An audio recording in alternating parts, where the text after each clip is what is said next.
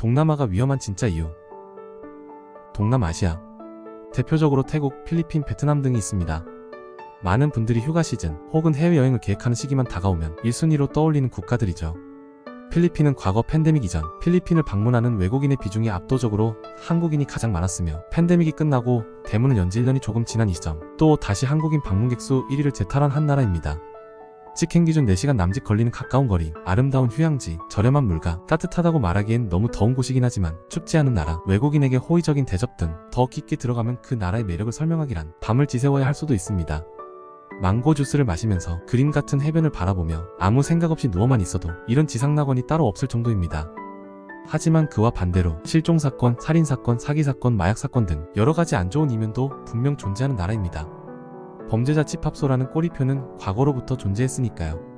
동남아 치안에 대한 이슈는 너무나 유명한 사건들이 많을 뿐더러 한국의 치안이 워낙 좋다 보니 상대적으로 치안이 좋지 않은 나라들의 이슈들이 더욱 부각되기도 합니다.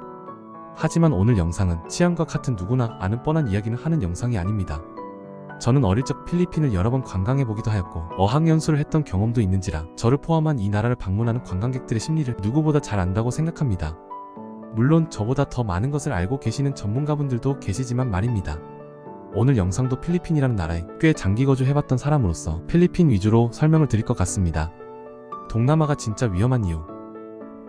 당신의 호기심. 시작합니다. 필리핀을 방문하는 분들의 경우 크게 3가지로 나눌 수 있습니다. 도박, 유흥, 골프. 관광객 입장에서 저 3가지 말고 다른 이유를 찾기란 쉽지 않은데요. 제가 골프는 하지 않기 때문에 골프에 대한 언급은 하지 않겠습니다. 우선 가볍게 짚고 넘어갈 주제. 첫 번째, 도박. 도박은 한국에서 오프라인상에서 즐기기란 쉽지 않습니다. 국내인이 유일하게 출입 가능한 카지노가 강원도에 있기 때문이죠. 하지만 필리핀은 관광도시답게 카지노를 운영하는 호텔이 곳곳에 있습니다. 어딜 가나 차로 몇 분이 내면 카지노에 갈 수 있죠. 이처럼 접근성이 낮기 때문에 누구나 쉽게 필리핀에 가서 도박을 즐기실 수 있습니다. 칩을 만지작거리며 현장에서 하는 도박의 맛은 한번 빠지면 헤어나오기 힘들다는 건 누구나 아는 사실입니다. 특히 동남아는 낮 시간대만 되면 참 할 게 없는 곳이기도 합니다. 실내에 편히 누워 마사지를 받거나 관리를 받는 것이 전부라 볼 수 있는데요. 이런 상황들이 우리들을 더욱 카지노로 가게 하는 요인인 것 같습니다. 실내에서 즐길 수 있는 문화 중 카지노만큼 재밌는 곳이 없기 때문에 도박의 위험성에 더욱 노출되어 있는 곳이기도 한 것이죠. 두 번째, 의사소통. 한국 사람들은 외국인과 눈을 마주치고 대화를 해볼 수 있는 경험이 많지 않습니다. 한국은 다국적 국가가 아니기 때문이기도 하고 영어 소통에 대한 두려움이 많기 때문에 외국인과 일부러 소통을 하는 일은 드물죠. 하지만 필리핀에서는 외국인과 소통할 기회가 많고 나의 이런 말도 안 되는 영어 실력을 그들은 대부분 이해합니다. 단어만 가지고 이야기를 해도 의사소통이 가능하며 내가 무슨 말을 하려 하는지 눈빛만 봐도 알아차리는 그들이기 때문이죠. 여기서 나는 영어 소통에 대한 자신감을 얻으며 나도 외국인이랑 교감이 되는구나 하는 적지 않은 묘한 감정으로 시작하게 됩니다. 세 번째, 문화. 필리핀은 개방적인 문화를 가졌기에 항상 상대를 대할 때 표정이 밝습니다.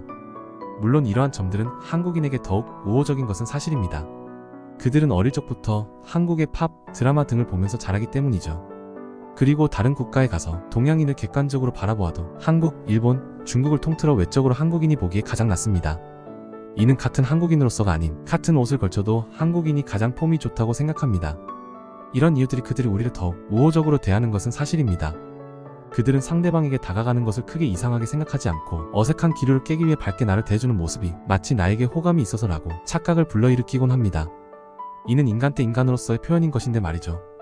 그리고 그들은 문화적으로 남녀 사이의 나이 차이를 전혀 신경 쓰지 않습니다. 20대 여자가 50살 혹은 그 이상 남자와 사랑하는 것을 이상하게 바라보는 시선이 없습니다.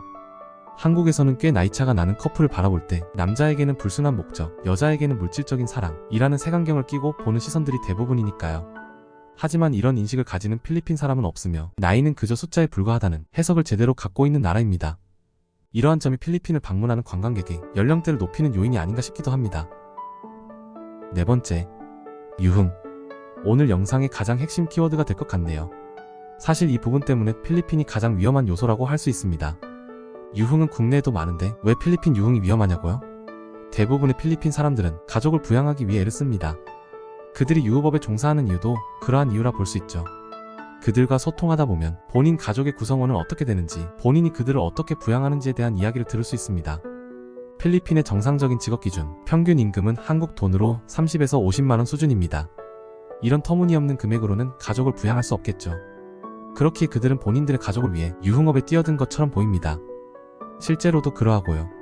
그들이 하는 가족에 대한 이야기를 듣고 있으면 명품 가방과 같은 사치를 위해 유흥업에 종사하는 여성들과는 다른 모습을 볼 수 있습니다. 그들이 가족을 위해 희생하는 모습들은 보면 대견하고 때론 존경심이 들기도 합니다. 우리가 주변에서 흔히 볼 수 없는 드문 행동이니까요. 내가 이 사람과 가족이 된다면 나를 위해 얼마나 희생할까? 라는 상상을 불러일으키기 시작한다면 당신에게 동남아는 아름다운 휴양지가 아닌 위험한 나라입니다. 이런 감정까지 느껴질 정도면 당신은 이미 동남아에 빠져있는 상태이기 때문입니다. 영상 주제 때문에 장점만을 나열한 것 같은데요. 인간관계에는 여러가지 이슈가 생기는 만큼 위험하리만큼 필리핀의 사랑에 빠진다고 해서 좋은 점만 있는 것은 아닙니다. 그것이 인간 대 인간으로서의 문제든 서로의 문화 차이든 어느 나라 사람과 관계를 맺든 사람은 사람이기 때문입니다. 오늘 영상은 장점만이 부각된 영상인 건 사실이니 오해하지 말아주셨으면 좋겠습니다. 당신의 호기심이었습니다.